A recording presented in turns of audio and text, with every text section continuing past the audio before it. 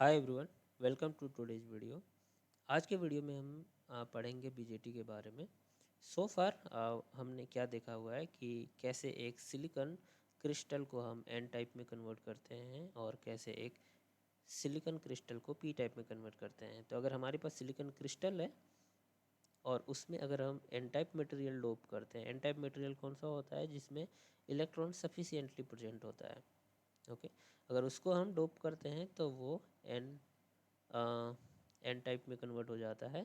और अगर सिलिकॉन में पी टाइप मटेरियल डोप करते हैं तो वो पी टाइप सेमीकंडक्टर में कन्वर्ट हो जाता है। पी टाइप वो डोपिंग होते हैं, पी टाइप का डोपिंग जिसमें इलेक्ट्रॉन की डेफिशिएंसी होती है, और एन डोपिंग वो होता है जिसमें इलेक्ट्रॉन सफिशिएंट मात्रा में होता है, और you can say that extra electron रहता है और इसमें एक एक्स्ट्रा होल, और आप ये भी कह सकते हैं कि एक इलेक्ट्रॉन की कमी होती है जिसको हम होल बोलते हैं।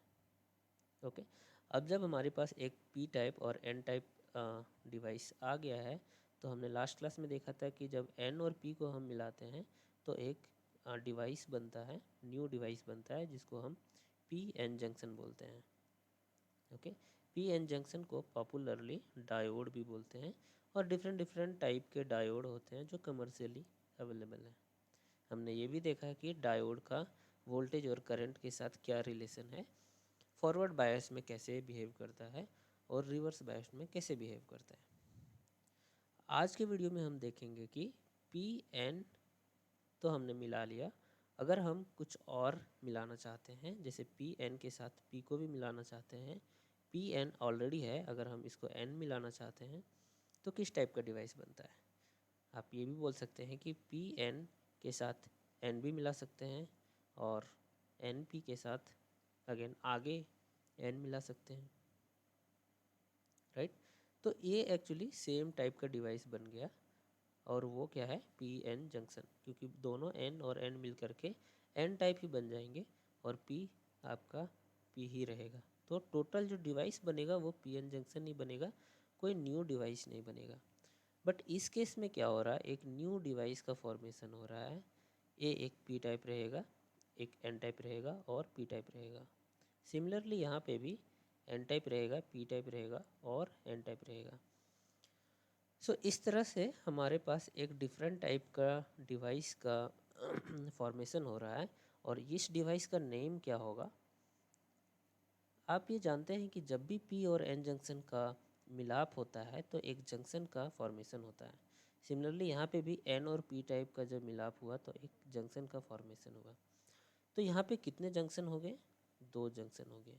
दो जंक्शन को क्या लिख सकते हैं, बाई जंक्शन। और क्योंकि ये दो पोल के द्वारा हुआ है, कौन सा पोल है, एक पॉजिटिव और एक नेगेटिव पोल है, पी टाइप और एन टाइप, तो इसको हम बाईपोलर जंक्शन बोलते हैं। बट क्योंकि ये डिवाइस एक ट्रांसफ़र ऑफ रजिस्टर का काम करता है, तो इसको हम बाईपोलर जंक्शन ट्रांजिस्टर बोलते हैं। ट्रांजिस्टर वर्ड जो आया हुआ है वो ट्रांसफ़र ऑफ रजिस्टर से आया हुआ है। ओके, अब यहाँ पे डिफरेंस क्या है इन दोनों टाइप का डिवाइस में, दोनों सेम टाइप के डिवाइस ही हैं, पर एन एक में बीच में है और दूसरे में पी बीच में है। यहाँ पे अगर आप बात करें कि कितने टर्मिनल का डिवाइस होगा, आपको याद है डायोड में दो टाइप का टर्मिनल था, एक पी से कनेक्टेड था और एक एन से कनेक्टेड है। सिमिलरली यहाँ पे भी हम देख सकते हैं कि एक टर्मिनल पी से कनेक्ट करेंगे, एक टर्मिनल एन से कनेक्ट करेंगे, आप नीचे भी कर सकते हैं, एक टर्मिनल पी से कनेक्ट करेंगे, तो हमारे पास 3 टर्मिनल डिवाइस आएंगे। सिमिलरली यहाँ पे भी कनेक्ट करेंगे तो ये टोटल 3 टर्मिनल डिवाइस है। यहाँ पे कितने टर्मिनल हो गए, 3 टर्मिनल। तो हम बीजेटी को 3 टर्मिनल डिवाइस भी बोलते हैं। अब अगर हम इसका सिंबॉलिकल फॉर्म देखें कि कैसे इसको हम रिप्रेजेंट करेंगे और कैसे हम इसको सर्किट में यूज करेंगे, तो ये जो लेफ़्ट साइड है हमारा वो पीएनपी ट्रांजिस्टर है, पीएनपी। इसको जस्ट हमने हॉरिजॉन्टल से वर्टिकल कर दिया है, प्रीवियसली हमने हॉरिजॉन्टल रखा था, अब इसको आप रोटेट कर दीजिए 90 डिग्री में, ये वर्टिकल हो जाएगा। हमारे पास 3 टर्मिनल है, एक ये है, एक ये है और एक ये है। अब इन टर्मिनल का नेम क्या होगा, एक टर्मिनल जो बीच में रहेगा उसको हम बेस बोल देंगे।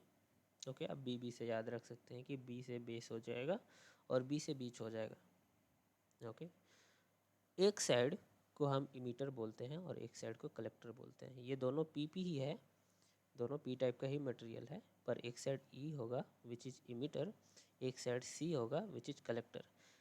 इमीटर साइड का विड्थ जो होगा पी टाइप का डिवाइस वो कंपैरेटिवली कलेक्टर साइड से ज़्यादा होगा। अगर हम WC लिखें और WE लिखें तो WE will be greater than WC। Okay, क्यों होता है ऐसा? क्योंकि इमीटर जहाँ पे होता है वहाँ से करंट का जनरेशन होता है, तो जहाँ से जनरेट होता है वहाँ पे ज़्यादा एरिया चाहिए, ज़्यादा नंबर ऑफ होल्स चाहिए PNP के टाइप में, और NPN के टाइप में ज़्यादा इलेक्ट्रॉन चाहिए। क्योंकि यहाँ से इलेक्ट्रॉन जनरेट होगा, तो इलेक्ट्रॉन का अगर डायरेक्शन इधर रहेगा तो करंट का डायरेक्शन P to N रहेगा। सिमिलरली यहाँ पे भी अगर होल्स का डायरेक्शन इधर है तो होल्स के डायरेक्शन के साथ ही करंट का डायरेक्शन होता है, या फिर इन अदर सेंस आप बोल सकते हैं कि अगर इलेक्ट्रॉन इधर से इधर आ रहा है तो करंट का डायरेक्शन P to N रहेगा। तो आप देख सकते हैं कि इसका जो इमेज है, सिंबॉलिकल इमेज, उसमें भी इमीटर से बेस की तरफ करंट जा रहा है। ओके, और NPN ट्रांजिस्टर में क्या हो रहा है, बेस टू इमीटर में जा रहा है। क्यों जा रहा है बेस टू इमीटर? क्योंकि इलेक्ट्रॉन इमीटर से बेस में जा रहा है, तो करंट का डायरेक्शन उसके अपोजिट होगा। करंट का डायरेक्शन हमेशा इलेक्ट्रॉन के डायरेक्शन से अपोजिट होता है, लेकिन अगर वहीं पे इलेक्ट्रिक फील्ड का डायरेक्शन है, अगर कोई पॉजिटिव है, वहाँ से इलेक्ट्रिक फील्ड हमेशा जनरेशन होता है, तो जिस डायरेक्शन में इलेक्ट्रिक फील्ड का है उसी डायरेक्शन में करंट का भी डायरेक्शन होगा। ओके, तो ये हो गया PNP ट्रांजिस्टर और ये हो गया NPN ट्रांजिस्टर। आपको पता है कि N में इलेक्ट्रॉन्स ज़्यादा रहेंगे, तो आप बोल सकते हैं कि NPN ट्रांजिस्टर में इलेक्ट्रॉन्स मेजॉरिटी चार्ज कैरियर हैं, और PNP ट्रांजिस्टर में होल्स ज़्यादा रहेंगे तो होल मेजॉरिटी चार्ज कैरियर है। अब यहाँ पे करंट का इक्वेशन अगर आप लिखना चाहें तो क्या लिख सकते हैं? आप देखिए कि IE इधर जा रहा है और IB इधर जा रहा है और IC ऊपर जा रहा है। तो अगर हम ऐसा बोलें कि बेस एक पॉइंट है जहाँ पे IE जा रहा है और वहाँ से दो निकल रहे हैं, दो करंट निकल रहे हैं, एक है IB और दूसरा निकल रहा है IC। तो हम क्या लिख सकते हैं इसको? IE जो है वो सम है IB प्लस IC का, राइट? कैसे सम है? क्योंकि IE एक ही करंट है जो अंदर जा रहा है और वहाँ से दो करंट निकल रहे हैं जो कि IB और IC है, तो ये दोनों के बराबर होगा, ऑब्वियस ही बात है। इस केस में भी अगर हम देखें NPN ट्रांजिस्टर के केस में, तो क्या हो रहा है कि IC आ रहा है, IB आ रहा है, और दोनों एक पॉइंट से सिर्फ IE निकल रहा है। मतलब IC और IB का जो योग होगा और या फिर समेसन होगा वो IE के बराबर होगा। मतलब IE is equal to IC plus IB। दोनों के केस में सेम ही इक्वेशन बनेगा। ये इक्वेशन आप बहुत ही आसानी तरीक़ा से याद रख सकते हैं। अब हमारे पास दो टर्म आता है एक्चुअली, और इस केस में क्या होगा कि IC जो होगा, आप देखिए कि IC जो यहाँ IE से करंट जनरेट हो रहा है पर आउटपुट हमेशा बाहर जा रहा है IE से, जो कि मेजर अमाउंट है। बेस का थिकनेस, बेस जो ये है N, उसका थिकनेस बहुत ही कम होता है, और जिसके वजह से क्या होता है IB का जो वैल्यू होता है, मतलब बेस करंट का जो वैल्यू होता है वो बहुत ही कम होता है। तो कुल मिला के हम ये कह सकते हैं कि जो हमारा आउटपुट करंट है वो टोटली कलेक्टर करंट ही है। तो आउटपुट करंट से जब हम रिलेशन देखते हैं IB जो कि बेस करंट है, तो इसका जो रिलेशन होता है उसको हम एक पैरामीटर बोलते हैं जिसको बीटा बोलते हैं। सिमिलरली IC जो आउटपुट करंट है उसको अगर हम IE से देखेंगे जो कि जनरेशन करंट है, तो इसको हम एक पैरामीटर बोलते हैं जिसको अल्फा बोलते हैं।